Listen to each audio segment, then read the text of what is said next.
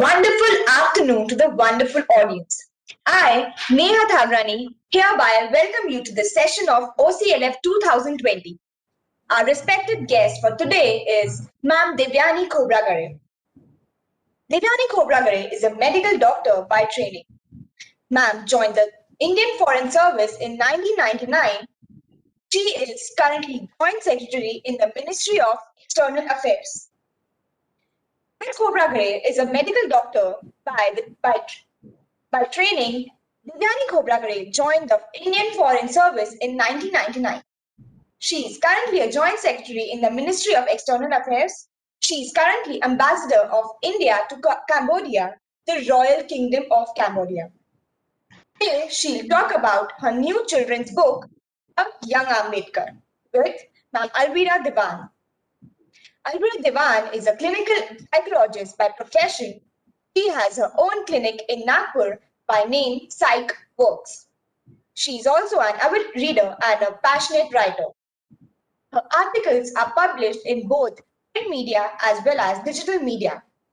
She believes in right to heal. Currently working in the field of women empowerment and development for the society and is associated to various NGOs in Nagpur. I'm pleased to hear you both. Over to you. Thank you for the wonderful introduction, Neha. I welcome you on behalf of the Orange City Literature Fest, Devyani ma'am. It's wonderful to see you here and to have a conversation with you here. So, now we know what Dr. Devyani Khobragade is as a professional, We would love to know how she is as a person. So thank you Neha, and thank you Alvira for the warm welcome. I'm really delighted to be here in the Orange City Literature Festival 2020, and especially so because I belong to Nagpur. My mother comes from Nagpur, so I'm delighted to see this nice endeavor of fellow Nagpurites, and I think this is a wonderful initiative that all of you have taken. So congratulations, first of all. And once again, quite delighted to be here, logging in from Cambodia. It's 2:30 here now, and happy to talk about my book that was released this year called Young Ambedkar. This is a labor of love. As you know, I have written it for my children. But first, let's go to the question that you asked. What am I as a person? As a person and as a professional, I think of course, one's personality is reflected in whatever you do, because whether it's work or love, those are two important aspects of life, and you being a psychologist would agree. And there isn't so much that differs when it comes to me as a person and it comes to me as a professional. In both, I believe that we have to live life with integrity, to live life that works, that does something for others, while we are still, at peace with ourselves, and while we are still developing our own qualities. And so one does need to pay attention to oneself as one fulfills one's duty, whether it is at home or at work. I am quite an energetic person, and I bring those energies both to my work and my personal life. And of course, at many times, I feel that maybe I'm too eager and to do a lot of things, and I need to sort of channelize my energies in various ways, and therefore you see me doing a lot of things, and people always ask me, how do you do so much? You write, you run, you work, you are a mother. But I think I'm blessed to have a lot of enthusiasm and love for new things. And that's the reason that I also joined Foreign Service, because I wanted to travel, I wanted to experience new cultures, I wanted to understand the society around me and work on a broader canvas of policy making, and be to be effective on a bigger scale. And so those are the personality characteristics that I think I have.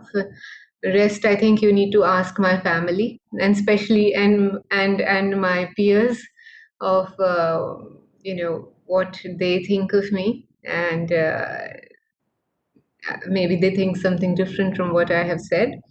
But I think they would tend to agree with what I've been saying over here. So It's lovely so to know yeah. about you, ma'am. Actually, my second question was the same, that you have been a multitasker, which you just answered, that you are, using your energy and putting it in the right places, which is very essential, because the more time you have, the more you think about things which are not worthy of it.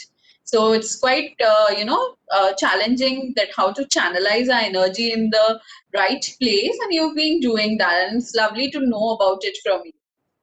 I mean, Yeah, I think if you have a broader picture in your mind of what you want to do and what you want to achieve, then you can try and eliminate the smaller ones and, stop getting bogged down by smaller details and smaller problems. However, there's also, I mean, I must say that I've been able to do all of this only because I have had a supportive family. Both my parents as well as my husband have been extremely supportive, and they were all feminist, believing that women should not be women should not be barred from doing anything, that they should fit into some sort of mold. Never, nobody was like that in my house. And also that I demanded my space, and I demanded, that I put my foot down at some points. So both those things were propitious. They worked very well, and credit goes to my family too. But here I must say that most of us just accept whatever are the circumstances and whatever are the demands that are made or expectations that are made of us by our immediate surroundings, family, and peers, and that should not be. We should women really need to, they should follow their heart, and if they want to do something that is out of the ordinary, by all means they should demand that they need to be supported while they are doing that, and go ahead and do it anyways. So now, not having a supportive environment doesn't really mean that we give up and yeah, we what's your moment on compromise. that? Yeah, although I do admit that I did have, uh, to a fair extent, a very supportive environment compared to most others, I would say. Yeah. I'm sure today you explaining about this would be really motivating for many young girls out there, who have plans, but they feel that these are like beyond their reach, because being an IFS officer is certainly not easy.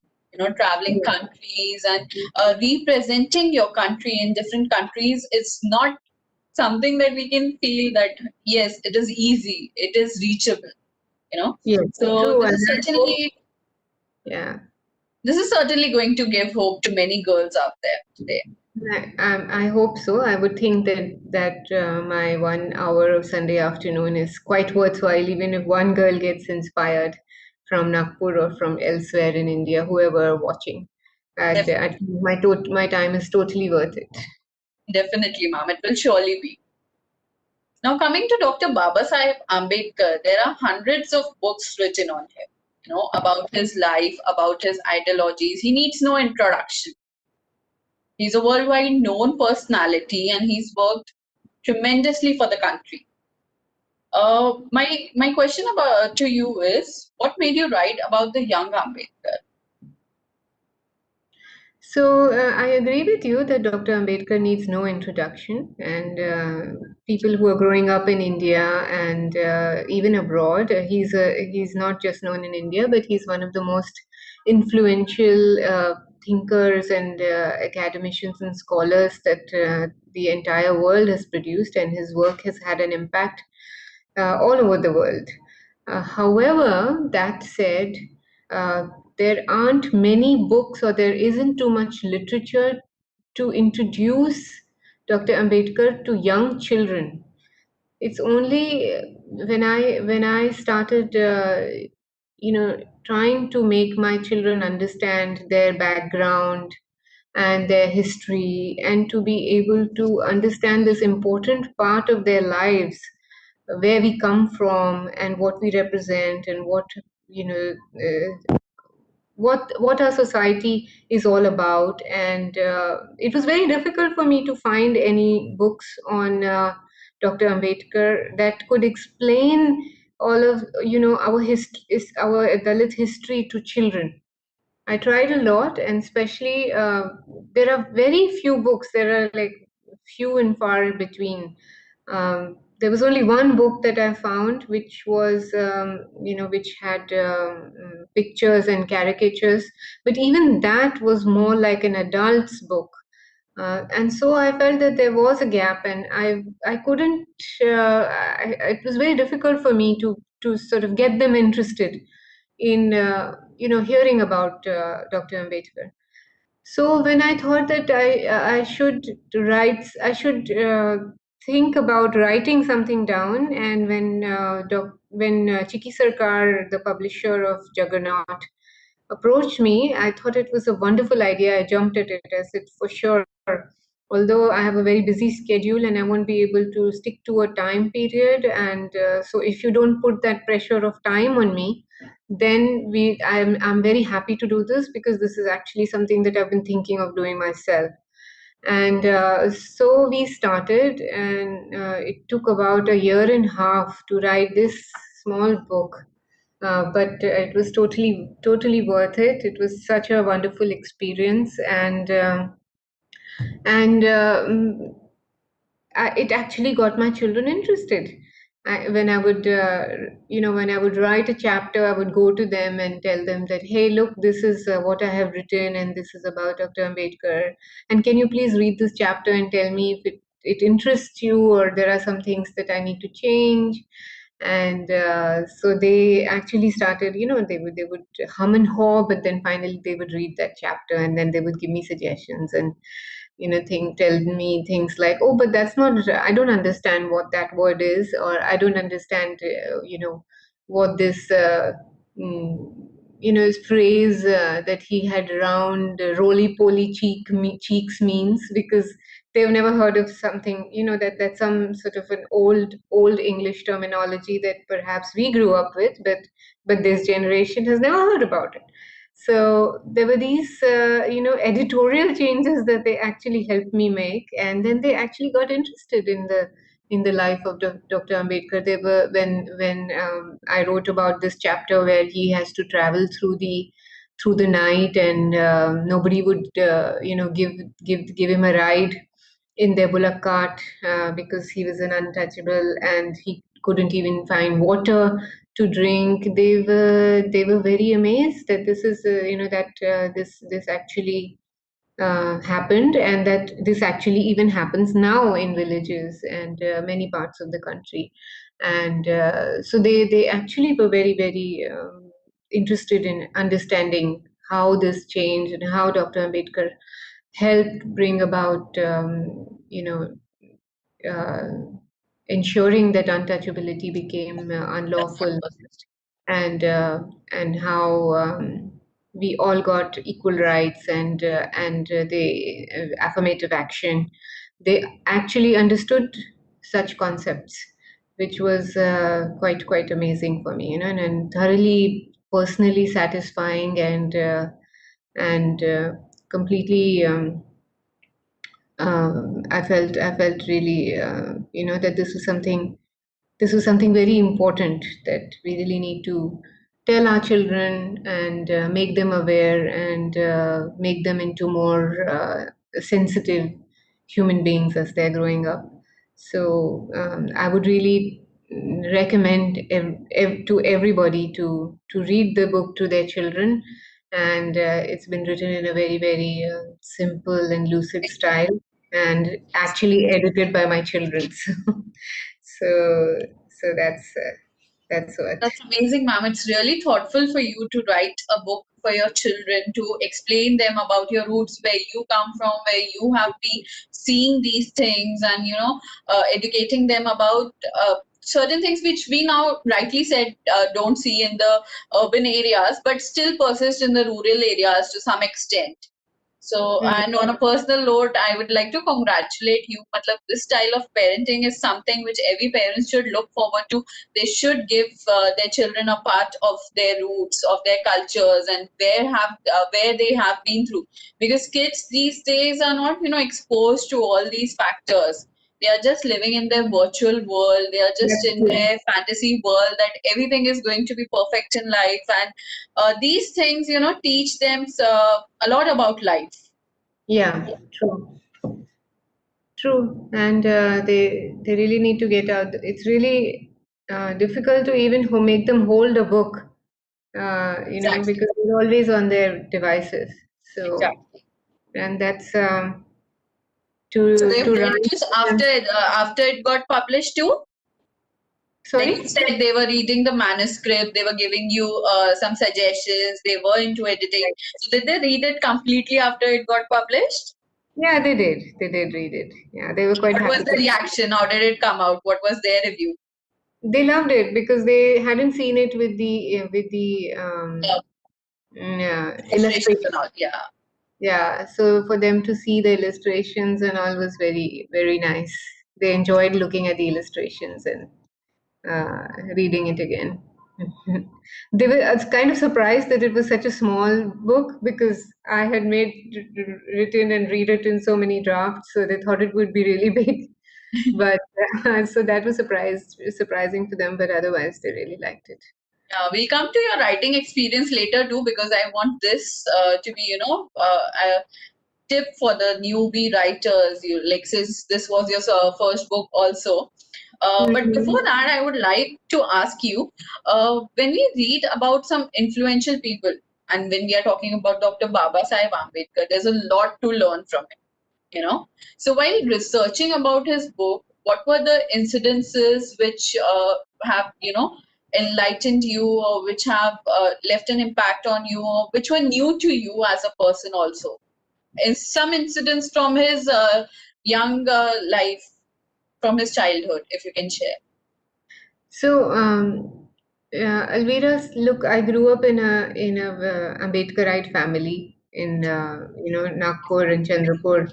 So my parents have grown with the Dalit movement, and even while we were growing up, I remember how my father got me the first Amar Chitra Katha, which was on Dr. Ambedkar. And so I knew everything about, I mean, I knew much of Dr. Ambedkar's young life and also, of course, his writings as an adult. And there wasn't, so much that I could learn from researching further on his life as a child because not much is available, unfortunately. So I did, of course, all his writings are available, but about his personal life, about his childhood, there isn't that much available. So I did go to, some of, like I asked I, I did a lot of research through friends and families. I tried to get in touch with people who knew him and who his family we of course know his family members and so on. So I did try to ask them also about if there was more than what was available in the public domain. However, there wasn't something that new that I found out about his life as a child. But of course, I did land up reading even more about his adult, his intellectual works while I was researching on him for the children's book.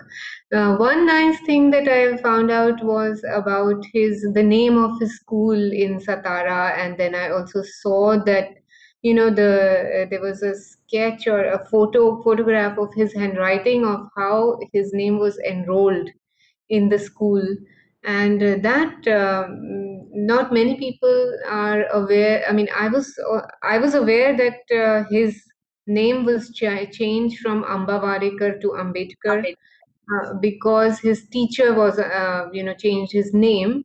However, one very strange thing that I found was that when he enrolled in that school, his sort of first private school, his name is already written as Bhimrao Ambedkar.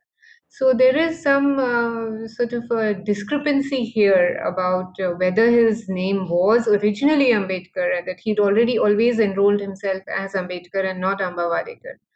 And Sakpal, Sakpal was his father's name.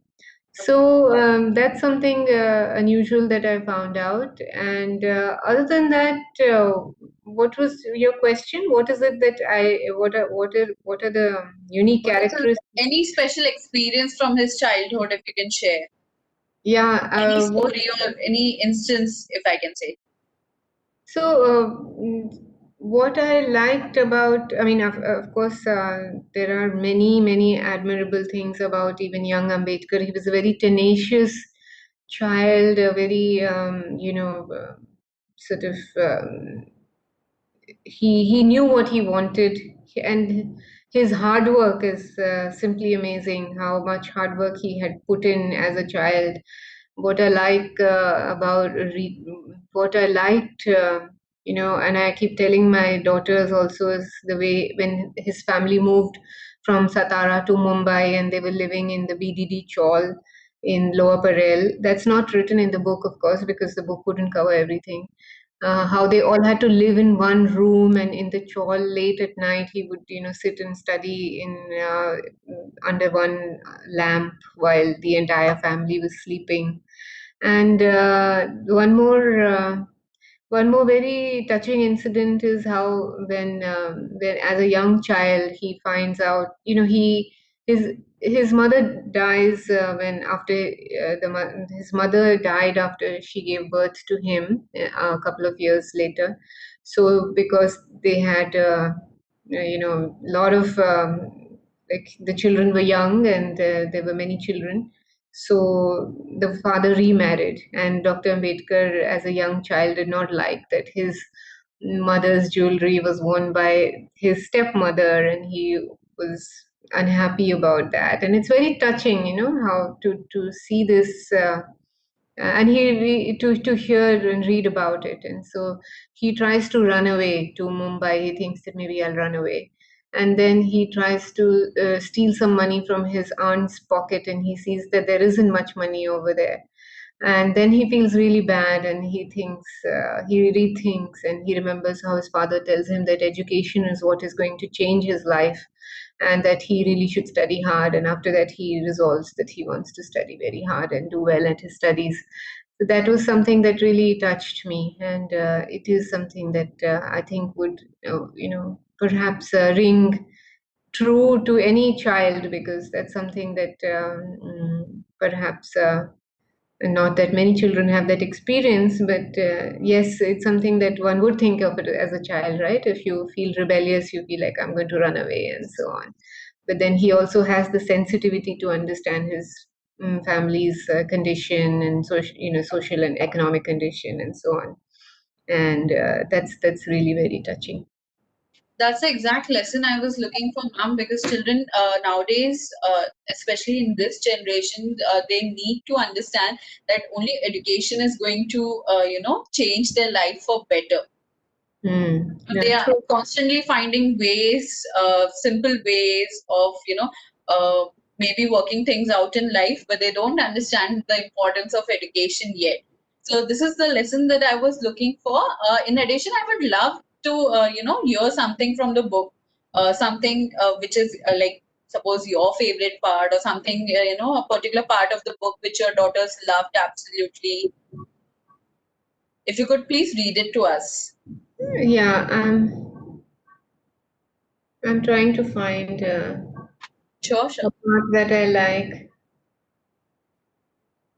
Okay, I'll try and read a little bit from the chapter 7, which I really like a lot. So it's about Bhim and how he goes on a trip.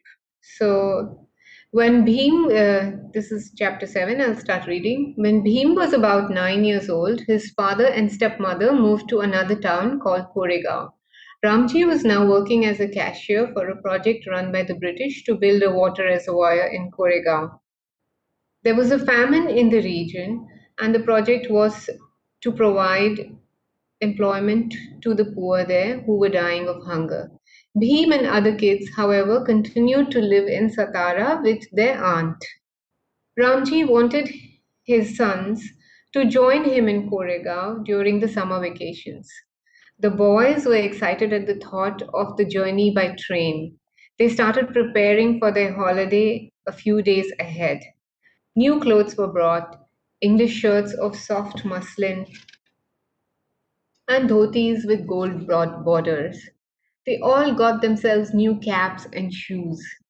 On top of that, their aunt gave each of them some pocket money to spend on the train. And then came the big day of travel. Their aunt cried as she put them onto the train. I will miss you a lot, she said. She reminded them for the upteenth time, be careful on the train and don't get down anywhere before Mysore station. Once on the train, they promptly brought themselves lemon sodas with their pocket money. It was thrilling. Hours went by quickly, like the wayside trees that rush past the windows. When they got up at Masood, they parked themselves prominently on the railway platform so that their father or his assistant could spot them easily. An hour passed by, but no one turned up. Didn't you inform Baba we would be reaching? Bhim asked his brother. Yes, I wrote him a letter saying we would be arriving today on this train, said his brother reassuringly. Their excitement soon turned into worry.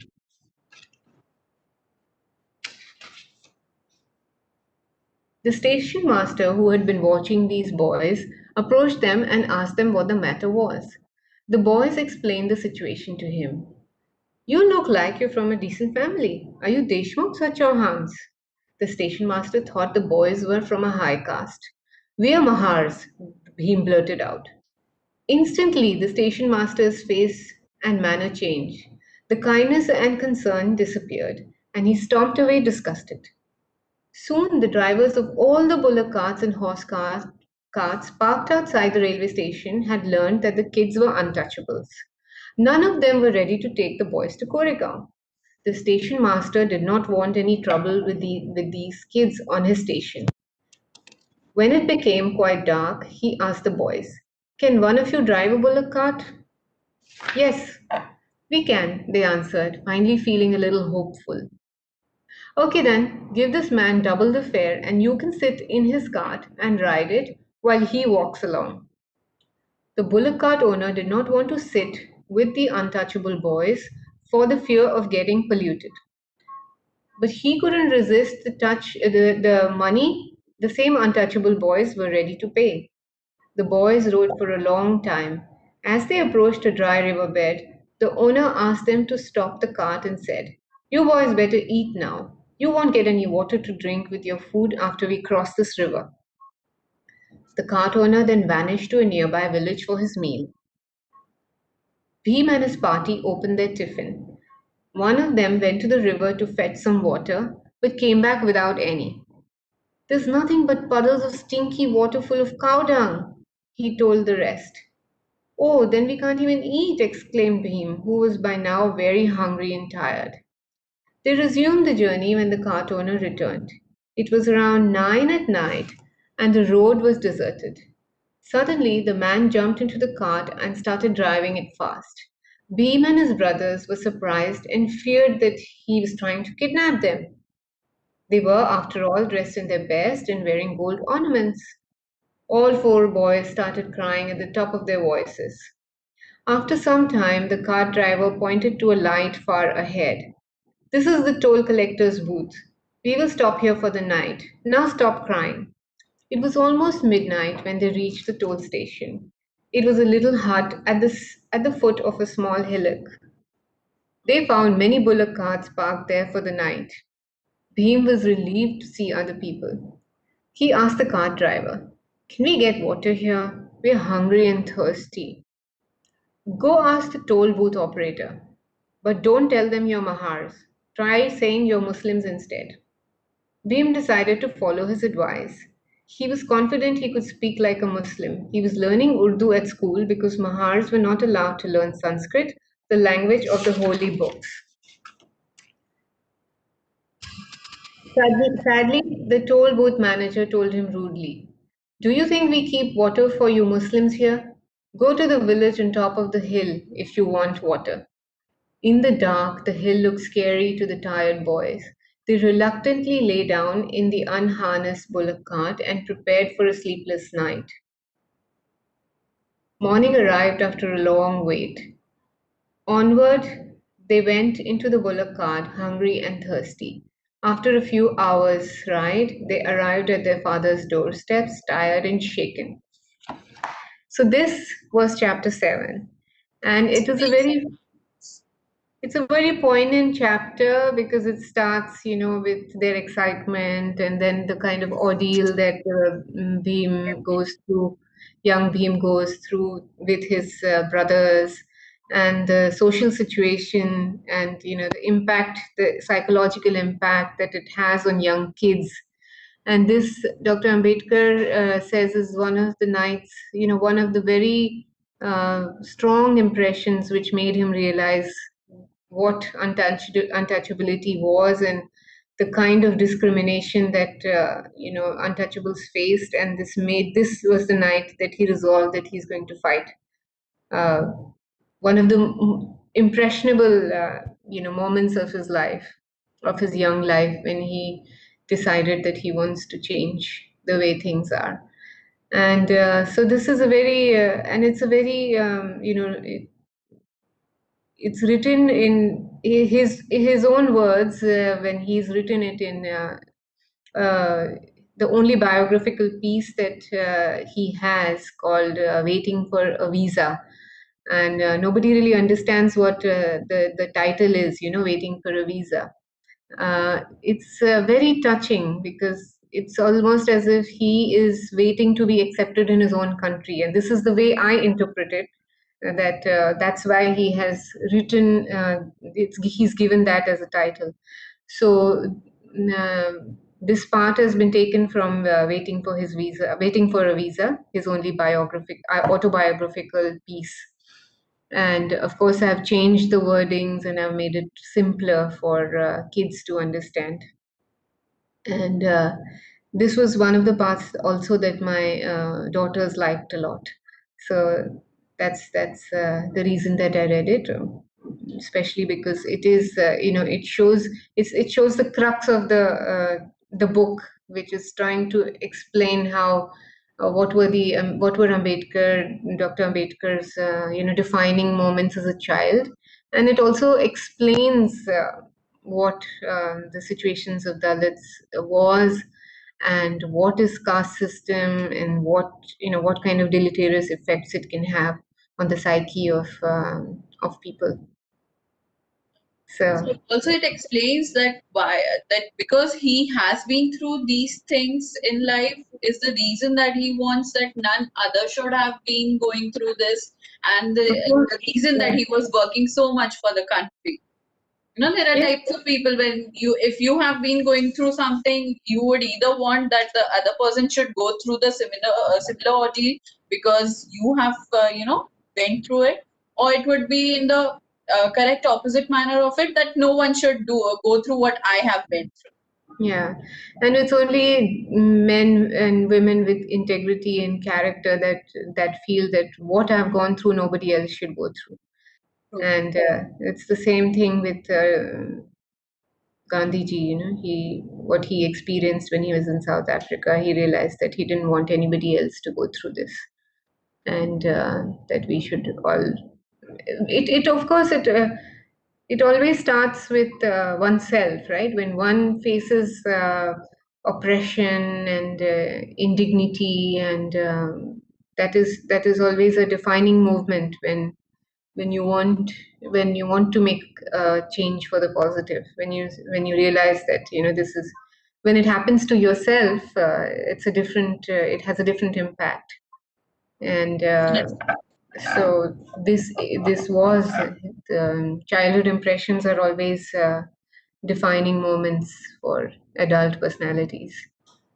Thank you so much, Devyani ma'am. The things that you have shared with us are an essential part of what you should teach your children, basically. I would recommend this book to every parent, be it if they are, giving their kids a practice to, start learning, start reading, or whatever. But they should definitely give this book to their kids so that they understand that great leaders evolve through some basic struggles in life.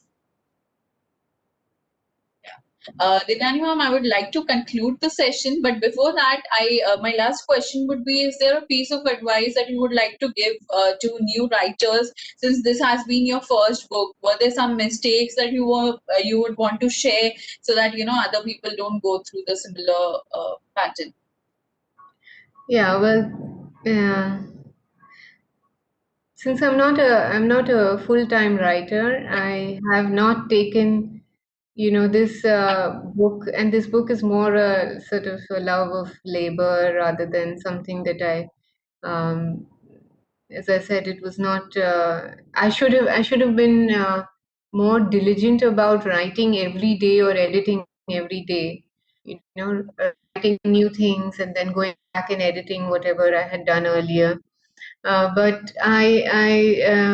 I feel that one should, once you have put down the structure of the book, which one has to have some sort of a structure in mind before one writes it.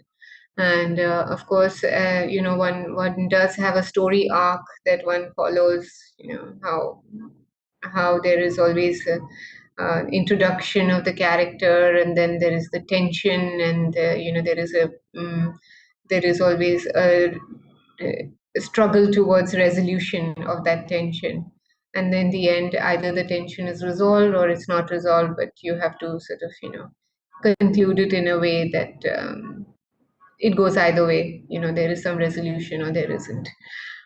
So while I do keep that sort of that structure in mind while I'm penning down the outlines of a story, I've also written more stories before this for Juggernaut. They're available online. Again, fiction related, fiction which is related to caste system, and also to some of my, and some purely fictional. I mean, mm, both, most of the stories are fictional, but they have something to do with some experiences, of course, that one has had. Um, Coming back to this, I to the writing process, I feel that one should keep penning Routine, down a little bit. basically. Yeah, penning down a little bit every day, and then even if you can edit it later, change it later, that can always happen. But sometimes I would just not proceed further because I was not satisfied with what I had written previously. So that's, I think, that varies from person to person, and I suppose. And one more thing that I would really like to do, which I should don't do more often, is to just make some small notes, because there are many ideas that I keep getting that, oh, I should develop a story around this, and this is a beautiful incident, or this is a very beautiful description of something that I have seen, and then that I could use this in a story later, and I don't write that note, and then I try to remember that, oh, I should have written that down, because I can't remember what it was now. So making more notes while ideas come to you, while experiences come to you, or, while you experience things, and of course writing more diligently, maybe making a sort of time to write, that I'm going to write something or the other today. That perhaps is something that I would like to do, and I would like, of course, to I would also recommend to others. Thank So you so much, ma'am. The session has been truly informative, and plus, we enjoyed a lot having a conversation with you. And I'm especially really inspired by the fact that you have a full time career, which is not a corporate job, which is of 9 to 5, but a job which demands a lot of your time, even beyond your office hours. And you still manage your work, your family life, plus extra things like writing a book or anything which you talk about, your having social life. We are really, really thankful to you for your time, and we are really thankful for the valuable lessons that you've given us today. Thank you. no, thank you for having me, and all the best to all of you, and look forward to seeing you again very soon. Same here. and hopefully next year, and Hopefully, post-pandemic in real life. surely, ma'am. So all the best to all the readers, and I hope you enjoy the book, and do send me feedbacks when you read them or read them to your children. Thanks. Definitely. Have a wonderful Sunday. Bye. Namaskar. Yes, ma'am. Thank you, Alvira. Thank you, Thanks. ma'am. Over to you. Yeah, thank you, ma'am. On behalf of OCLF, I sincerely express our gratitude towards your acceptance for the session and knowledge shared with us. And lastly, special thanks to the publisher Juggernaut. You can now join our next session, which is about Let's Build a Company with Mr. Harpreet Singh. Thank you.